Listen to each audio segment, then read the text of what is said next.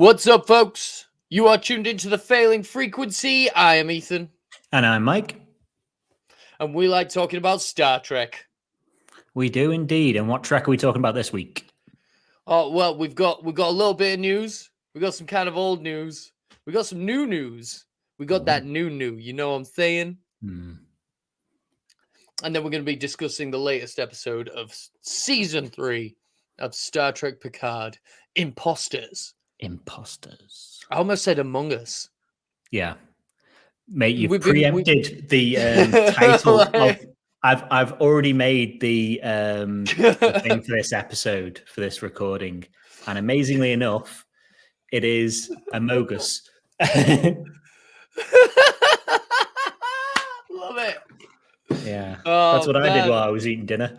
Starfleet is sus. Yeah. Starfleet is sus.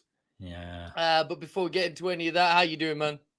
I'm good. I'm minorly pissed off today. I've been people's Google at work, of kind of like, Mike, where is this? And they're on the page, and I'm like, right, I'll go to that page. And I'm like, it's right in fucking front of you. If you were on that page, then it was right in front of fucking you. So I'm pissed off today. But how are you anyway? Good. Remember when I told you about like the cat came in covered in shit and I had to shower him, and then I had to shower him again the next day because he still smelled like shit? Mm-hmm. Well, since then, the cat has been quite nice to me. I think I might have accidentally asserted dominance. Yeah. Darry thinks you're a spa. Yeah, maybe. Yeah. Maybe. I don't know. Yeah. I did give him I do towel him off a lot when he comes in, when it's been raining. Yeah. I don't want him to get cold. I'm so soft. Honestly, when I thought, oh God, I think I've accidentally asserted dominance, I feel bad. You need to lie down on the floor and let him step on you a couple of times. Yeah, he's a fucking knobhead. He still does that thing of where he rolls around and then you give him some pats and then for no reason at all, just yeah, strike. So yeah. I don't think I'm not quite alpha yet. So but you're working your way. Nah, I'm good. But how are we doing for news this week? Yeah, let's get into it. That's what they say on YouTube. News. Let's get into it. Yeah.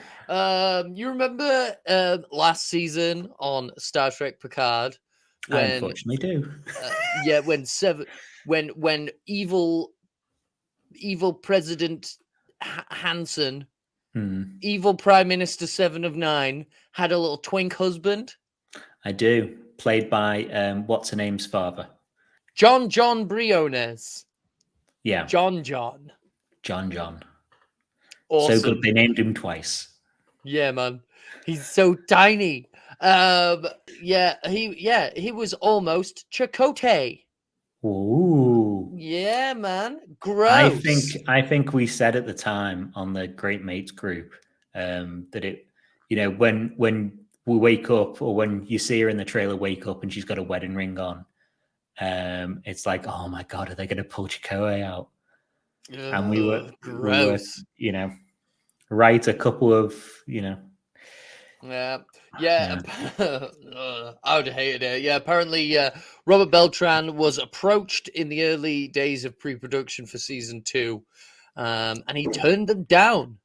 He said he was initially offered 2 episodes. Then they approached him again saying, we've still got room to put you into 1 episode. He said, no, thank you.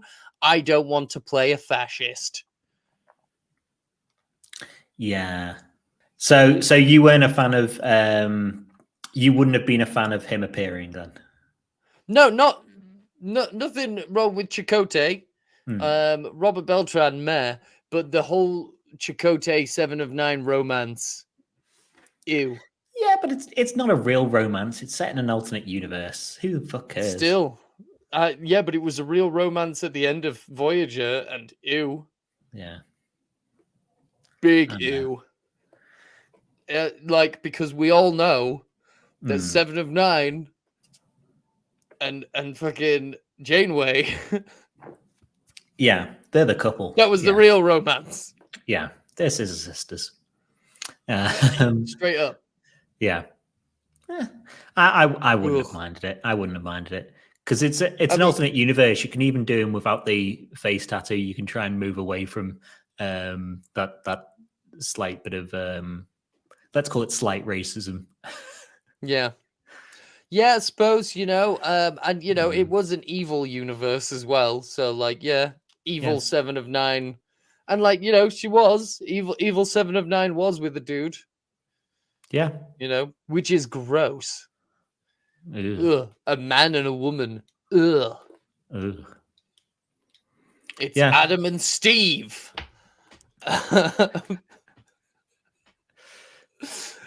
But yeah, what's our other news though? What's our other news?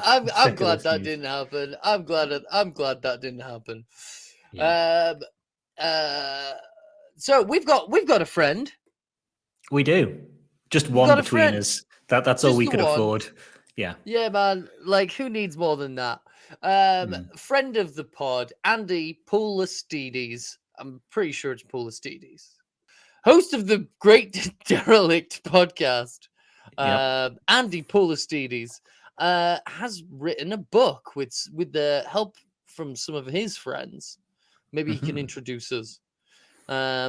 It's a wonderful fan production called "We Have Engaged the Borg: An Oral History of the Battle of Wolf 359."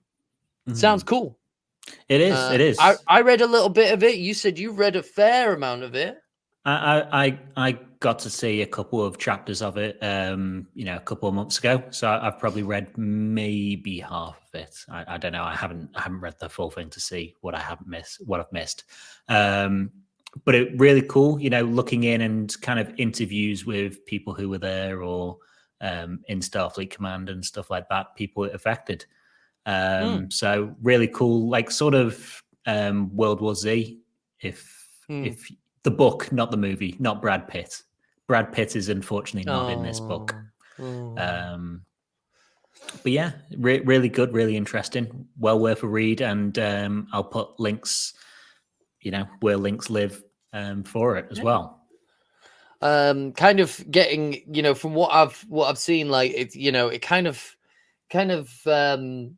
some flecks of the Star Trek fan film Axanar, that kind of like, interviews of people who were there kind of thing.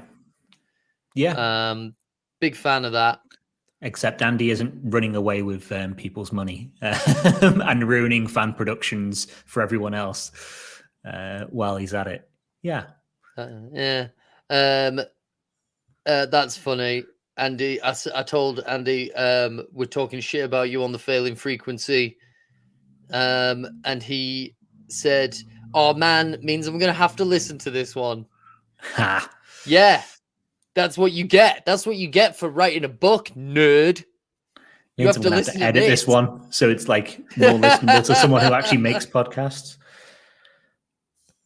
I'm gonna have to check our audio levels properly in post-production. Oh, no. But yeah, so check that out when it's available. Yeah. Oh, I wonder if he's gonna keep an eye on the Twitter version.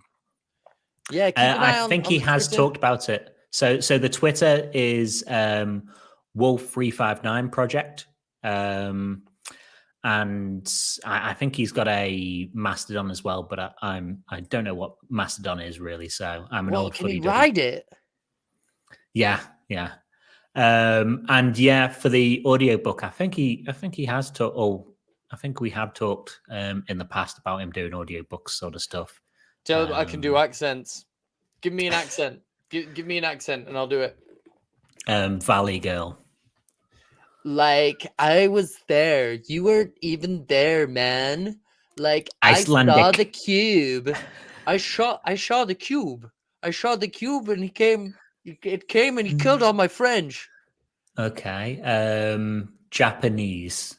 What? Let's work out what trouble I can get you in. I am Japanese, and I was born in Japan and I was raised in Yorkshire. Yes. And I was at the Battle of Wolf 359. It was fucked. Good work. Good work. Good avoiding that bomb I laid. But let's see. We can't all keep chatting about Andy for too long. It seems like too promotion-y. What else we got in news? Well, yes. Promotion, gross. The first issue of Star Trek Defiant comic came out. Yeah. It's meh. It's pretty meh. It's meh. having to do some real reaching to set people up, isn't it? Yes. So I mean, the annoying thing is, it's meh, but it's also a meh version of one of my absolute favorite TV and film tropes, which is the montage of putting a team together. yeah. I love we're putting together a special team. And this team as well, B'Elanna, Worf, Spock, Law, Rolaren. Wait a minute. Yeah. We can't until spoilers. Rolaren. Yeah. We can talk about her as much as we want in this setting. In the context of this comic, yeah. I thought it wasn't anywhere near as good, compared to Star Trek. The ongoing Star Trek book had a new one today, which was okay, or yesterday, which was okay. Star Trek Resurgence, the prelude to the game, had another one, its final one, which was okay. But this was a bit meh. Bit meh. It did have some excellent alternate covers, so I'm trying to it did find a high-res version of one to have as a poster, because I can't find a print of it. So I need to find or make a high version. And the artist for it is the artist who did Hawkeye: My Life as a Weapon, the Hawkeye comic that people talk about. So it's the good one. Yeah. But I think the only other news, and correct me if I'm wrong, is I finally got round to doing talk about, doing too much promotion. I finally got round to the why Star Trek Picard Season 3 is set in the wrong year video. Yes, of course. So if you haven't seen that, also links in the links. Hell yeah, man. You're 100% right. Yeah. You were 100% right. And so far, that video has underperformed like you would not believe. Hey, man, it's what we do. It's just weird. Sometimes I do videos and they take off for no reason. Sometimes I do videos and, 10 people watch them and I go, okay, that's all I can do, really. Never mind. So should we talk about the Picard episode of the week? Season 3, episode 5, Imposter or Imposters. I can't remember. Imposters? So, non-spoiler, what did you think of the episode? It was fun. It was a fun episode. Yeah. I enjoyed it. There was a lot of misdirection in this episode. Almost to the point where I stopped falling for it. Because there was so much misdirection going on that I was expecting it. Yeah. Do you know what I mean? I can see that. So yeah. I'm glad we're on to this next mini arc. We're out of the nebula. This is the best looking of the episode so far, I think. They sorted it out. On. Yeah. They sorted the lights out. Yeah, apparently quite a few people got into some trouble. No, but the other episodes, although there was bad copies put on Paramount Plus, they were still dark. They were dark episodes, like the lights were out. This one, everything's lit up again, and it looks much better for it. And this is what I hope. I can settle on this if they're going to do a Star Trek Titan series. If it looks as bright as this, I'm happy. If it looks as dark as it was before, I'm less than happy. Yeah. So fine with that. It does feel like a kind of middle episode where we're in between the arcs, though, because what's happened so far is there's been, resolution, eye resolution every episode. And I suppose there is a minor one, this one, but it's kind of the main interesting thing is the guest appearance, let's say, in the episode. Beyond that, strip that out. The Worf and Raffi stuff, non spoilers, not saying what happens for them, but it's shite. It's another one where we go back to them 50 odd times and nothing happens. And it's still cool to see Worf, but what happens in that bit that needs to go back to it 6 times? No. Yeah. What wasn't as good as the last episode or the episode before, but still a good episode. It's me. But should we get on to spoilers? And I can try and do my piece in one go without stumbling over my words. Heck yeah. Did you get ChatGPT to do it this time? I'm telling you. I didn't. GPT-4's out, man. 4. Is it out? I saw previews of it. I don't know if I tried to get onto it yesterday, and it was busy. It was in high demand. Yeah, bloody artificial workers hiding away. Yeah, man. Okay. Yeah. Bev examines the changeling body and finds that they have evolved and now can replicate the blood and internal organs of solids. Shaw is given command by Riker and communicates with Starfleet, who send the USS Intrepid with Commander Ro Laren, who interrogates Picard. Picard is pissed off at Ro because she joined the Maquis 30 years ago, and he thinks that she could be a changeling. They have a heart-to-heart and realize that neither of them has been compromised, but Ro says she's been investigating the changelings, and the 12 have been found over the fleet in the last couple of months, and that she's tracked them all the way up to Starfleet Command. Ro leaves the Titan with a skeleton crew to reduce the chance there's a changeling there and sets off back to the Intrepid, where when a bomb is placed on her shuttle, she kamikazes the shuttle into the Intrepid's nacelle so Picard can do a runner. Jack is seeing visions of the Red Route, the Scary Door, and massacring the Titan crew. But when changelings try to confront him, he Jason Bournes them all.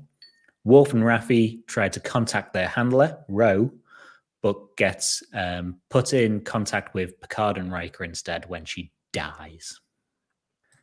I did that without stumbling too much. It was awesome. Yeah. So what part do we want to hit up first? Let's talk about the Ro Laren in the room. Yeah, I think we've got to. So amazed this didn't leak. It got leaked to me Crazy yesterday. That this did not get leaked. Yeah. I heard about it Wednesday, unfortunately. But, really? Still amazing. Man, I saw 2 pictures of Jack Crusher in a Starfleet uniform this morning, and I didn't even hear about Ro Laren being back in it. Yeah. No, it was a bit surprising. And, the last thing I've seen, Michelle Forbes, maybe, in was Battlestar, I think, or Caprica, or one of those series. Okay. I didn't know she was in those. I still need to watch Battlestar Galactica. I've only watched part of it. The space stuff makes me ill. I just can't get over the fact that they're all wearing chef's jackets. Yeah. I've worked in hospitality for 15 years. I can't look at them and not think that they are needed at their station. And by station, I mean sources. Yeah. Yeah. And anything in space in that series just makes me feel ill because it's that camera zoom in, zoom out, and shaking around in space. And it's just I love that. I love that camera work. I love it. I saw her. She was great she was Marianne in True Blood. She played a Maynard. Okay. A kind of Greek mythological sort of sprite of debauchery. She was a main villain. Oh, very nice. She does play villains a lot of the time, doesn't she? She's got that intensity. She does. She loves to chew that shit up. Obviously, because it's quite dark. I didn't recognize her at first because obviously one, it's Yeah. quite dark. Two, much like a lot of people in this show, they don't look like they did. Yeah. Uh, Yeah. but also, Let's. like, did you not think that They've toned down the old right the nose fuck ridges, down? haven't they? Yeah. Like we've got a Bajoran on the bridge who, has prominent nose ridges. Yeah. Um, I I'm mean, guessing rows have changed before. She used to have the old Bajoran ones where it had the the V. the crosshatch one, Yeah. and then they had the wrinkles. But yeah, we get filled in with her backstory, don't we? So after she joined the Maquis in TNG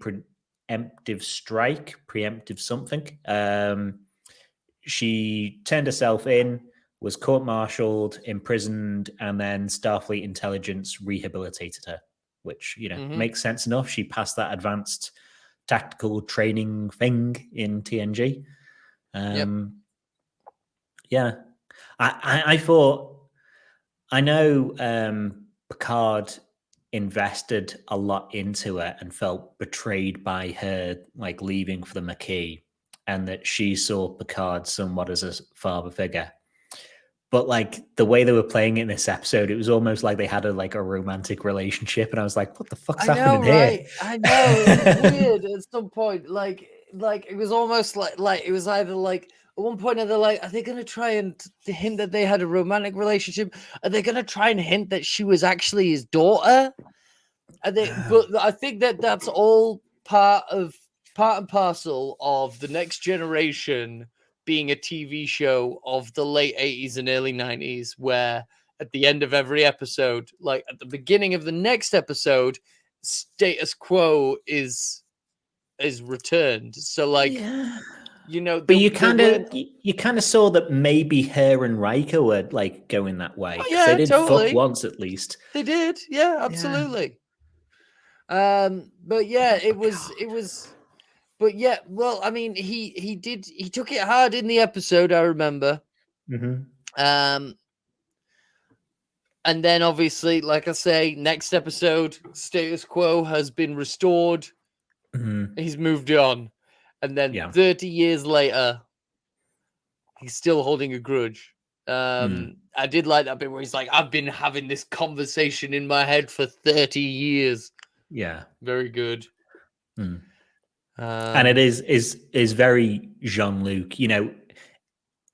Picard would have done no good serving on DS9. Has no sorts of idea of shades of grey in him at all.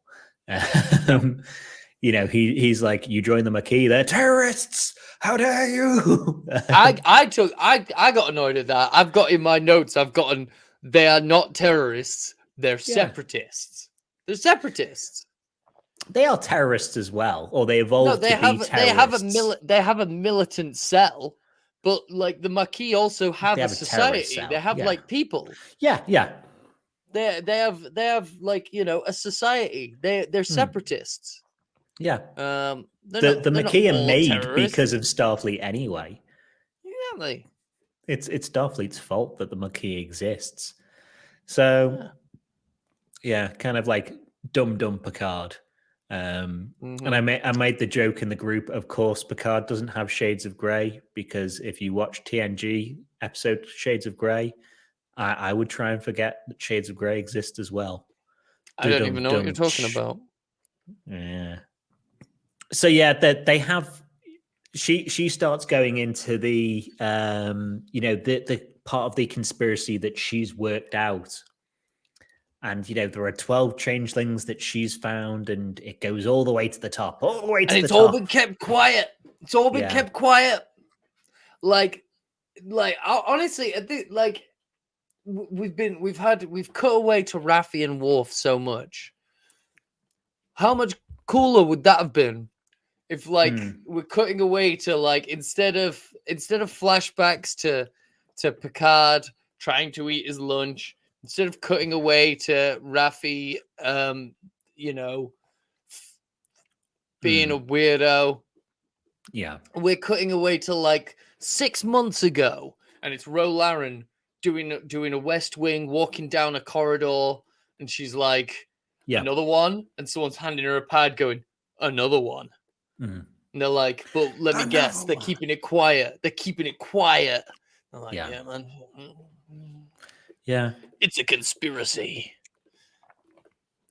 And especially like the stuff with the transporter, like, you know, at the end when Picard and Riker are looking at her logs sort of stuff, I flipped the screen on one of them, and you can read that there was this transporter incident when someone remolecularized in pieces, kind of like they TMP'd someone. And I'm just like, okay, so is that because the changeling stuff didn't work? Were they a changeling, or, you know, or is there something with the transporters? Because Jack sees when people step into the transporters, they go red rooted. So I was thinking like fucking for changelings, like the transporter it could be like the perfect opportunity to switch people. Yeah. Just stick them in the pattern buffer and transport your guy in. Yeah. True. Or, you know, if it's not just solely changelings, if the red root is separate to changelings, maybe it's, you know, they're getting conspiracy bugs placed in their arse mid-transporter beam, something like that. Right up there. I was trying to remember what happened in that episode where Ro and Geordie were phasing through things, and I was like, was that a transporter accident? I believe there was trouble on a Romulan ship, the black hole drive of the Romulan ship, from what I can remember. The old singularity drive. Yeah. Yeah, I believe so. Something on the Romulan ship, because one of the Romulans was still around, wasn't he, as well? Because I was thinking, like, when she was like, "Oh, they don't want to go on a fucking on a they don't want to go through the transporter." At first, I was like, "Is it Bones?"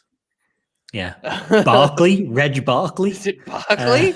And then she comes up, and then fucking Ro comes up, and I'm like, well, there was that one episode where they were phasing through stuff. Yeah. Was that a transporter mishap? I don't know. I don't think so. Yeah. There's the bit where I like the bit when this is one of the misdirects because obviously we get for a large portion of this episode, it's hinted at that Ro Laren is potentially a changeling. And Picard's like, "Where's your fucking earring?" And I've just got my notes here. Maybe she's an atheist now. Yeah. Which one would expect one might be if you found out that your gods were actually just aliens. That didn't stop Kira, though, you know. That didn't stop half the Bajorans, you know. Didn't stop half the Bajorans, but like Rose not like the other Bajorans. She's a knob. You know? Yeah. So's Kira. But like, you know, but like knob, like but you know, yeah. they're both but like Picard says, it had absolutely nothing to do with your cultural identity and everything to do with you just being like, I don't want to take my fucking earring off. Yeah. And he's like, you know, did you give up on your religion like you gave up on Starfleet? He's just like picking anything to like beat her with, isn't he? Yeah. Oh man, it's good. It's good stuff. Yeah. It was good stuff. Like their whole argument in the holodeck where she's yelling at him. She's like, you know, he's like, you had the potential. You could have been a contender, kind of thing. And she's like, you only saw the best in me when I was doing what you wanted me to do. You know, yeah, but which is true. You know, she wanted to do what was right by her own standards. And by her own standards, joining the Maquis was right. And like Riker respected that. Yeah. Well, Riker respected it. A different version of Riker joined the Maquis at some point anyway. So Yeah. I'm surprised. If you really wanted to quiz her to work out if she was a changeling or not, she has fucked Riker. You could have been like, what Did you fuck does right? what does Riker's trombone look like? Hey! you know, Ho! Brrr. yeah. But yeah, no, they didn't. No, they didn't. And then the They the didn't button even on mention the it. They didn't even didn't mention mention it. it. Yeah, it's very light on Ro and Riker interaction. Really, she's like, I'll quiz Picard first. But on the earring thing, it is nice having the earring come back in as well, where Riker's like, she hands it to Picard, and Riker's like, oh no, this is spycraft. This is old spycraft. Look at all Yeah, the like she's kept all boom, the files straight here. away. Straight away. He's like, I don't know why she gave it to me. He's like, I fucking do. What you on Yeah, about? Like, yeah. And Riker was in Starfleet after Picard was, so maybe that he's just picked up on that sort of stuff. absolutely. Mm. I know that like I've got a stretch, a gauge in my ear. Mm. And I could write notes, roll them up, stick them Yeah. through that like 6 mm hole in my ear. Yeah. I could People do have that. wrote their like Declaration of Independence on a grain of rice before, in current Stick that in days. there. I could hide the Declaration of Independence in my ear. Yeah. Oh my god. I could be like national treasure. Yeah. Nick Cage will be coming for your ears. Oh my god. Ugh. But let's move on from Laren and Picard. I want to say Shaw. I'm really a fan of Shaw in this episode because he's such a happy Same. lad to be Same. getting rid of Picard and Riker. Yeah. Like when he's like to the Seven, do you want to be part of the crew or do you want to not? And she's like, I'll be part of the crew. And he's like, you are. He knights her on the shoulder and he's like, you're reinstated. Yeah, And he's the humming moment in where the he's turbo like, lift. the out of courtesy, I'm gonna let you three get your bullshit story straight, Yeah. just like as a courtesy, just like totally square. I love that. Like, and then at the end, no. like where they're like, no, Starfleet's been overtaken, and he's just like, what? Fuck and off. Finally gets on board, and he's like, do you want to fire on your own crew that are on board the Intrepid, or are you going to run? It's like, run. I fucking hate you guys. I fucking hate you guys so much. I hate you two so much. Trouble only follows you, Oh man, like straight up, like I'm thoroughly enjoying Shaw at the minute. Yeah. I'm guessing it's them, it's them 25th century pain meds he's on. I'm guessing they worked it out that like afterwards you feel good after instead of having a come down or a hangover. He should be cured up by now anyway. TNG, they'd cure people from death in season 1 and be like, that person would be back at their station in 6 hours. He should be fun and dandy after a broken head and a bit of a concussion. Yeah. Mm. And his bone sticking out of his leg. Oh god, so much blood. There's so much blood in this season. Yeah. It's Star Trek for adults, Discovery was Star Trek for teens. Prodigy is Star Trek for young people. Picard is Star Trek for old people, and old people know about gross lumps and blood oozing. Yeah. Yeah. It's just the way things are. The way things are. Mm-hmm. Do you want to talk about? I'll say very quickly. The Intrepid design is so fucking mental. It's like got a deflector dish on the back as well. It's got a deflector dish on the back. The engineering, so like it's got like your saucer section, and then it goes smooth, kind of sovereign style, but then it's got the engineering section poking out from the back. Yeah. But going forwards, it's weird. It's weird. It is weird. It is one of those where you look at like, wouldn't it have been good just to connect it all? Because then you could get a turbo lift down from the bridge to engineering.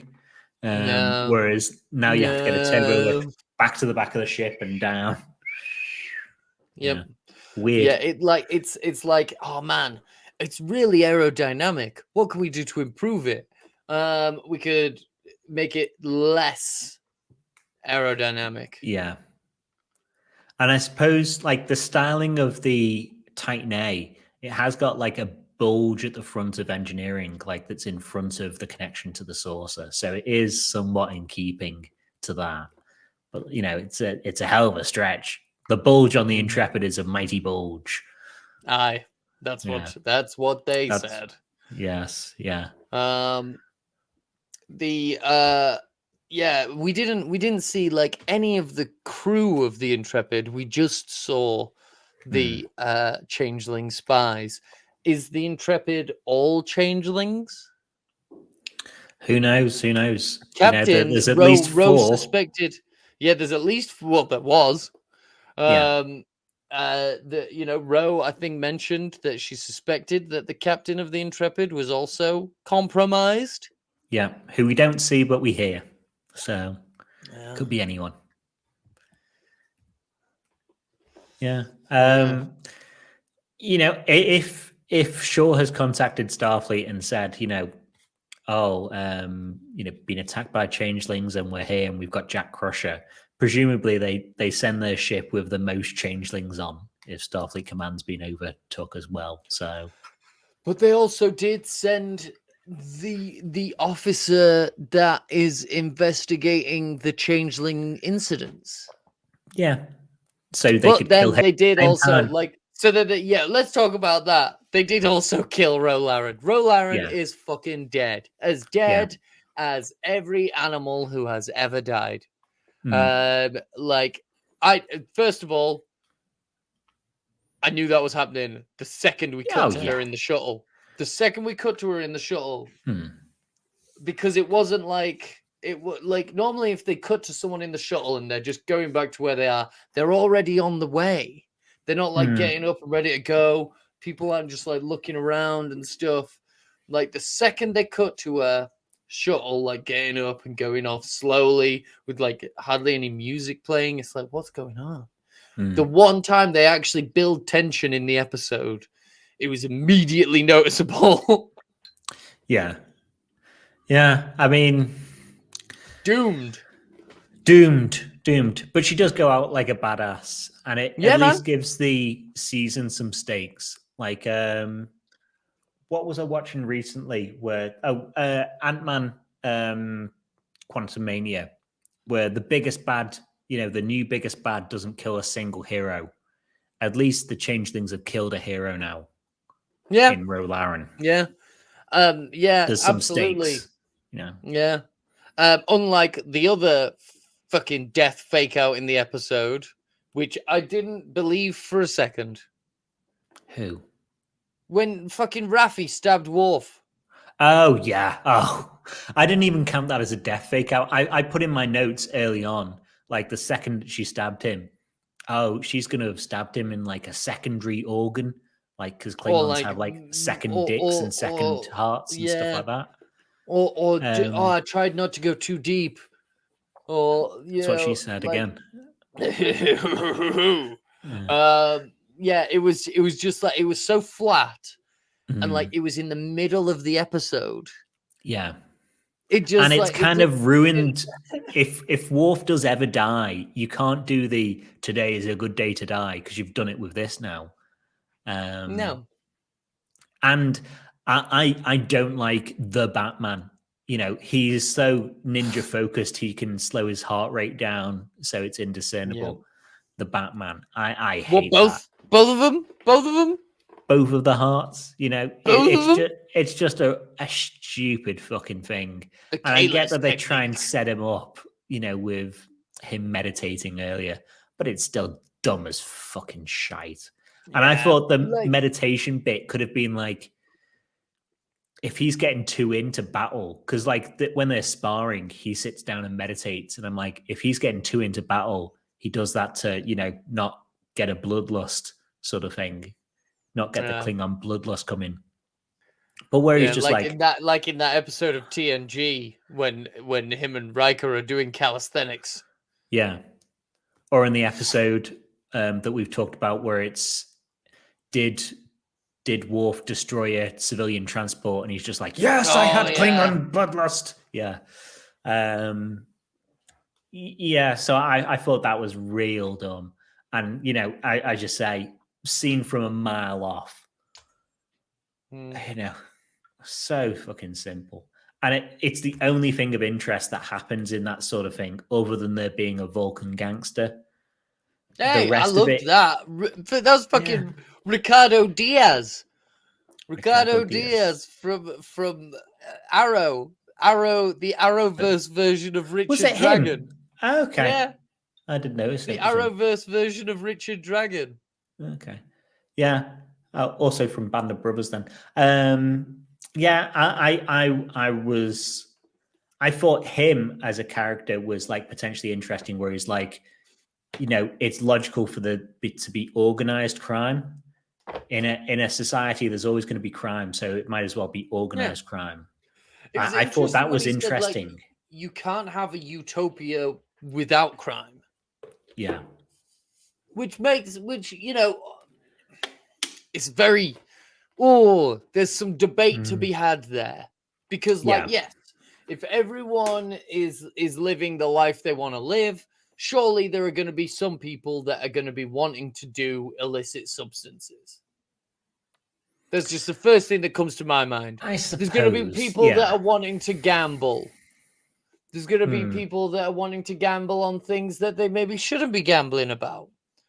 But then there's also the argument that, like, in a utopian society, would people want to gamble? Would people need to find ways to get their kicks? Yeah. It's the same argument of, like, would there be fat people in a utopian society? Or would all the food be healthy, and would people's mental health be dealt with? And would people be less predisposed to gaining lots of weight? And it's like, maybe celery would taste as good as carrot cake. You carrot cake denier. Get fucked. Oh, yeah. Oh, fucking burn this whole fucking thing to the ground. But yeah, it's.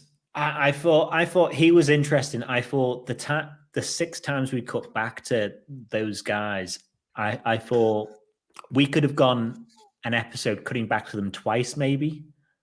That would have done it. Or not at all. We didn't need any part of that. We could have just done with they're calling their handler at the end. It seems to like try and fill the episode. Like there's not enough in the episode to fill it. So that's why, kind of didn't ring as good as an episode as last week for me. I feel like we're going to have the same. Yeah. There's not much to say. Yeah, I did just a couple of notes on the Raffi and Worf of it all. I did like their sparring. Yep. I like he matrixes them. He one hand's behind the back, Yeah. Smooth. I always like a screamer. Not a screamer, escrima. Yeah, so in their fight, like Raffi, while they're sparring, Raffi looks like she's getting like really into it. And like it kind of makes sense because like she's an addict. And she should still be coming down, so she's like trying to give herself endorphins from something else. Yeah, she's getting endorphins. She's getting a buzz from something. Like I have known, like honestly, I've known so many former drug addicts who fucking love roller coasters. They fucking love roller coasters because it's like, wah!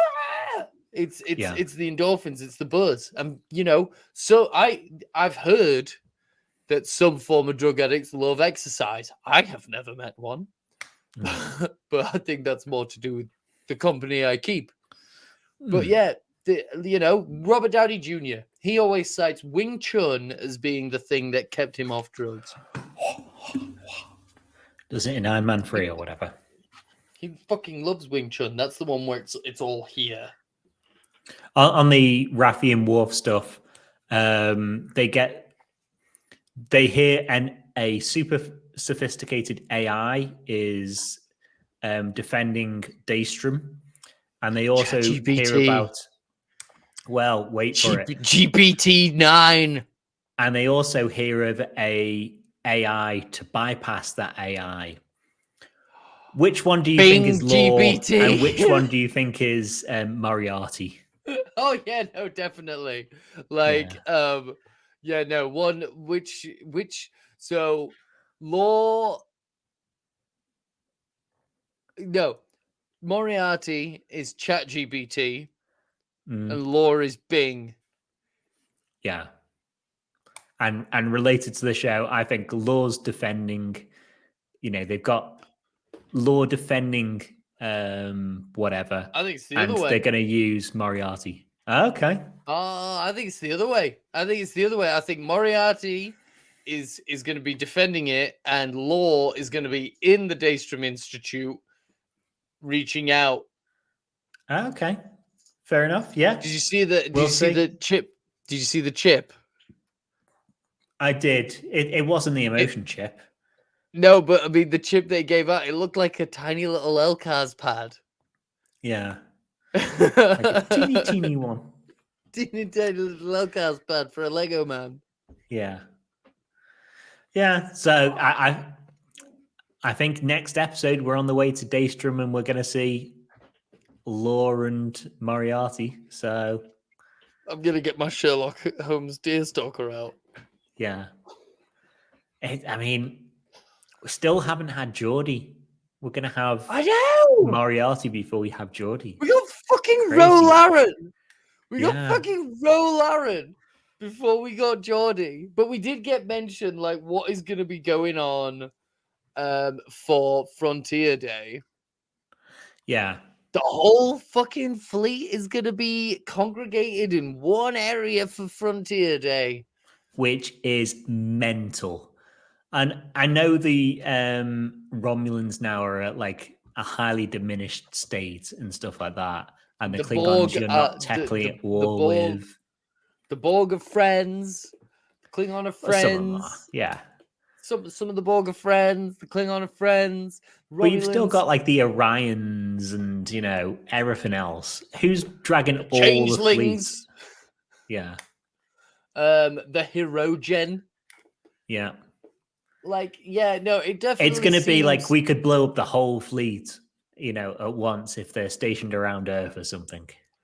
Maybe if we got some guys embedded at the highest levels of Starfleet, we could get them to arrange a very stupid and tactically unsound situation, like having all of the most prominent ships. We'll get the Defiant and the Voyager. We'll get all the Enterprises. We'll get the Titan. We'll get these guys. We'll get all the best ships to do a flyover. Yeah. For Frontier Day, and then we'll fuck them up. Yeah. We'll put them through a portal device and we'll portal them into the fucking sun. It feels like it's not necessarily an end of the universe thing, but it's an end of the Federation. It definitely feels like you guessed what is going to happen in about 2 episodes' time. Yeah. The king of guessing. Other than Star Trek Discovery, I'm the king of guessing. Wait, on guessing then, should we move to Jack and we can talk about Jack and then the guesses on Jack? Okay. So Jack's seeing his vision of, he's massacring the crew of the Titan. He sees the roots growing out of people. He sees the scary door. Prepare to enter the scary door. He has red eyes at one point. What's happening with Jack, do you think? Because I've got listed here 6 theories, I think it is. You've got 6. I think it's 6 I've got. I think I've got 4.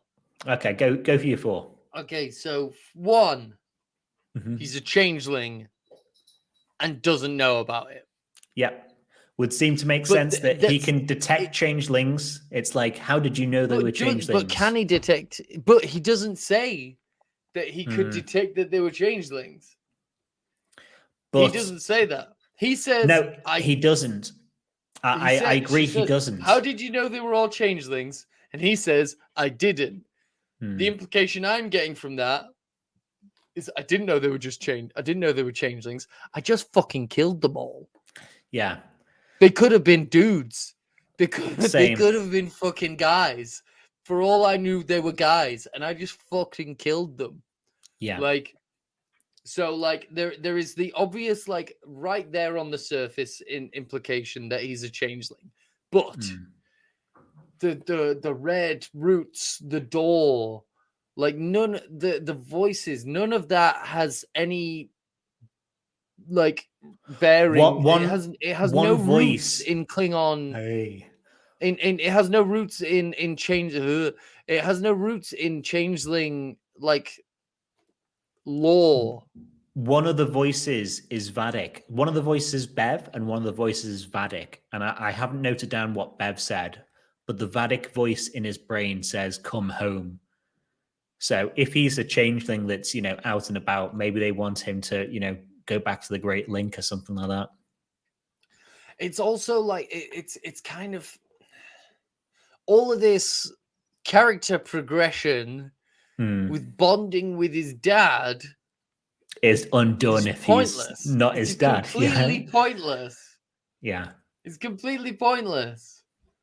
But it links back. I had a theory episode 2 that why wouldn't they test Jack's DNA and just like he transported over? Why wouldn't they test his DNA when he transported over and just say, like, rather than Picard seeing if he was his son or whatever and not being able to ask Bev, just look at the DNA profile. But we do also learn from Bev this episode that these changelings, although they have internal organs, they don't have DNA at all. They don't have DNA. So is that a way to get by, or is it a misdirect? Is it just keeping the mystery going that they didn't test his DNA because his DNA would show he's Picard, which means that the speculation we're doing at the moment wouldn't have come up?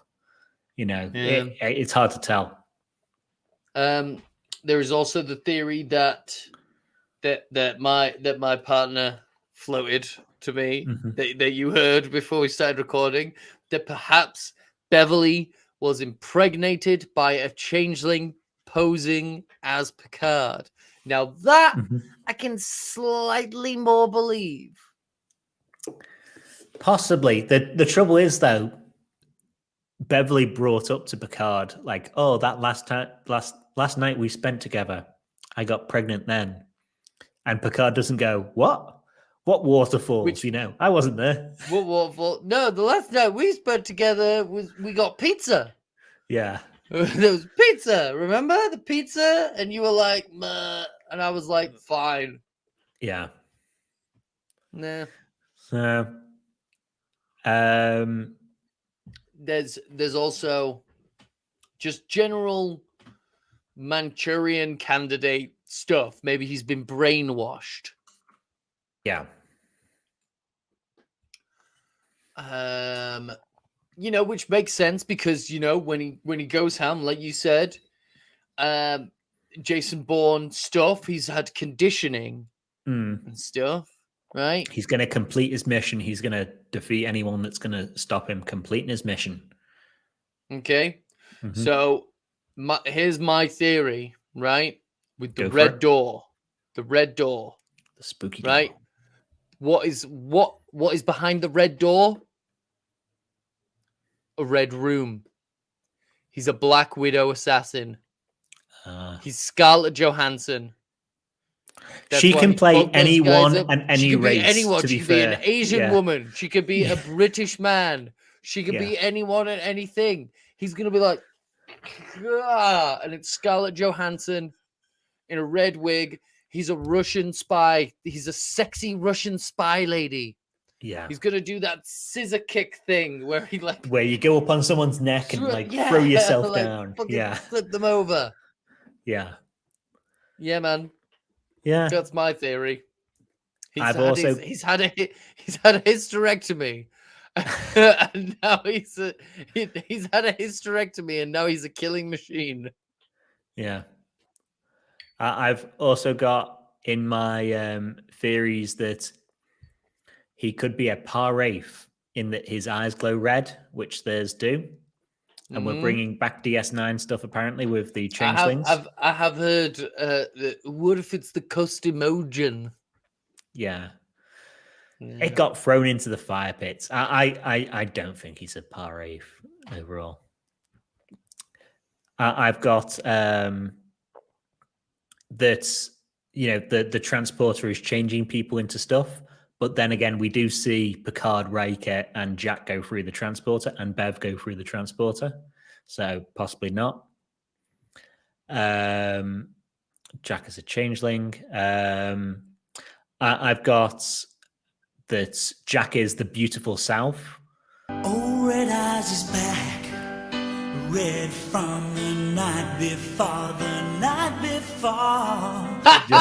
The night before. Amazing. Yeah. Pulled that earlier today, and I was like, no one's gonna get this. No one under like the age of 30 is gonna get this, and I don't fucking care at all. No. They didn't grow up with that show about the Weight Watchers. Yeah. People. She's a perfect 10. But she wears a 12. Baby, keep a little 2 for me. Yeah. Or that he's an 8472. Because the 8472 people, do you remember when like Kim gets like struck across the face? He has like roots growing over him. I'll put up a picture here.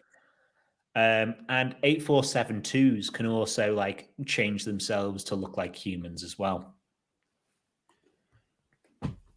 Oh shit. Maybe. I don't know where the spooky door's coming from. The spooky door is like so left field for me. The only one I had on the spooky door was that Picard's Borgified sperm made a Borgified child who is like linked to the Borg. Maybe. See, that's the thing. Like the idea of him not actually being Jack Crusher. Yeah. Like it does take away. It takes away from all of this progression that we're getting. Although, like, you know, he does not seem to like Beverly does mention that he had nightmares as a kid and he doesn't remember. The memory that we have of him, you know, 5 years ago in the bar, that is Picard's memory. Yeah. So you know, there is sort of some build, you know, some blocks there laid to build up the idea that it's not actually Jack Crusher, but that it is a waste of all this character progression. Yeah. And to be honest, I don't see. I think they're going to keep Jack Crusher for Star Trek Titan. They're going to want a legacy, or beyond Crash LaForge, they're going to want a legacy character. And Jack Crusher is enough of a star, you know. Ed Spielers, he's in You. And he's young, 23/24. You know, ass, he's 23. But yeah, he's a charming enough guy, and he can act opposite Jerry Ryan, and you know, we've seen him in a uniform now, and he doesn't look terrible. You know, I can see them going that way, and they can't really do that if he's not human. They can't be like, oh, you're the first changeling in Starfleet or something like that. Yeah. So I don't know. The first 8472 in Starfleet. I feel like it would it would make more sense if he's been conditioned in some way, especially because like the when you look at the first that opening scene where he's having a dream and he's blasted, he starts blasting, he's blasting, killing the bridge crew. One, we're hearing a lot of TOS sound effects. Like that. My favorite sound in the world, the radar ping. And he's carrying, he's using a fucking like a TOS phaser. Oh, they're all or using like it's stupid maybe like phasers in Wrath this, of Khan, but it is like it's maybe like it's either between TOS and Wrath of Khan era phaser. And it's kind of like, it makes sense if that imagery was put in his head and it's based on like outdated information kind of thing. You know? Yeah. Yeah. I don't know. I don't know at the moment. I can't see why the changelings would have Manchurian candidated him, or why they're trying to stop him being Manchurian candidated. The only thing that makes sense to me on that front is that he is a changeling, and they're trying to get him to rejoin the link, the mini link. He got bonked on the head, and he forgot that he was a changeling. If he can, like Goku, like if they can replicate organs, can they replicate the brain? But apparently they can't replicate memories, because otherwise Crash LaForge would have remembered Captain. But they've evolved. Commander 7. They've evolved. Yeah, but so fucking Commander's, Crash LaForge changeling was an evolved changeling, unless he's a further evolution. He's like the Charizard of the evolutions for the changelings. Sure. And like, if he does think he's Jack Crusher, and like, let's say Jack Crusher is dead, maybe it doesn't throw away all of that character progression, because we could, if that is the case, we could get to a fucking the end of the season where Jack Crusher's like, I'm not Jack Crusher, I'm a golem of Jack Crusher, and Jean-Luc Picard says, dude, same. Yeah. Like, I'm a golem of Jean-Luc Picard. Yeah. Here's a question for you.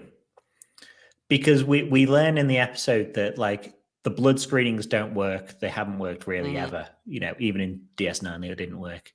Stupid fucking thing. But everyone gets like internally scanned when they're coming on a ship to see if they're changeling or not. How quickly do you reckon people could cut off their finger? Like, take some future pain meds, cut off their finger, and then if their finger goes like to jelly, then they're a changeling. If it doesn't go to jelly, then they're not a changeling, and you can just like be like, oh, we fixed your finger within 30 minutes. Because you just get everyone's finger and just like cut the end off and be like, right, regrow your finger, done. You're not a changeling. Fantastic. Yeah. I mean, you could do that. You could just do it with like flakes of skin. Nah, I want to cut people's fingers off. I mean, we all do. Yeah. Like, no one's begrudging you that. But yeah, no, you just want like did none of these guys go to the hairdresser or anything like that? I feel like, honestly, cutting off the finger would actually be less of an impediment than slashing the palm of your hand. Like, that's going to take ages to heal. I mean, it's still future.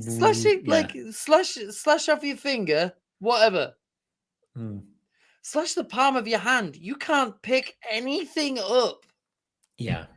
The only thing worse, I think, would be to the sole of your foot, because then you can't walk anywhere as well. Yeah. Imagine if the screening test there was like, you come on a Federation ship, and the second you transport across, we'll cut off a finger or a toe, And if it grows back, changeling, or if it turns to goo, changeling. If not, you're allowed in and you go to medical straight away. That's fine, you know. I'm fine with people getting their like limbs chopped off for... What they should do, what they should do is have like you get off the transporter and there's a guy with like that's like big beard and like a big puffer jacket and he's covered in snow and you put a blood sample onto a petri dish and he's got like a super hot wire and he's like, but they can get past the blood. They hold the blood within them. But then he holds the hot rod to the dish and he goes there and then if it's a change like no, but the whole thing and was then he pulls out the flamethrower and he's like I get the thing, but you know, the whole thing, like, Admiral Leighton was like shut down Starfleet because 4 changelings were on Earth, and it was like, right, we'll do blood tests. But then the Miles O'Brien changeling was like, right, if I was like, we can sneak past you because we just kill someone, gobble up all their blood, keep it inside us, and whenever you like inject us and try and take our blood, we just like squirt it into the needle. But yeah, just do fucking DNA tests, Starfleet. It's not that hard. It should be the future. You do it within like 10 seconds. Yeah. Do you have anything else on the episode? not a single thing. Excellent. Then we've covered it entire, which who doesn't like that? This was 100% filler. This was filler. And it was filler that was seasoned with Ro Laren. Yeah. As I say, if Ro Laren wasn't in this episode, how shit would this episode be? Is Ro Laren a changeling? Is Worf dead? Are you a changeling? Are you? Yeah. It's kind of it is in between arcs at the moment. We just need to get onto this other arc around Daystrom and kind of like go through that. We've got out the Nebula arc. Yes. Now we can get on to an interesting arc. Yeah, man. I hope that the baby Cthulhu's come back. Yeah. They were cute. There's a load of art up online, like concept art and stuff like that for them at the moment. Little tentacle beards. Yeah, little googly-eyed freak things. Super cute. Yeah. But if that's that for this week, then if you want to do all the normal things, like, subscribe, comments, do anything that normal people ask you to on whichever platform you're listening or hearing this or watching this from. Like and subscribe. Like, subscribe, follow us on socials. Then it's just up to us to say, live long and prosper, you motherfuckers. Peace and long life, double the masses.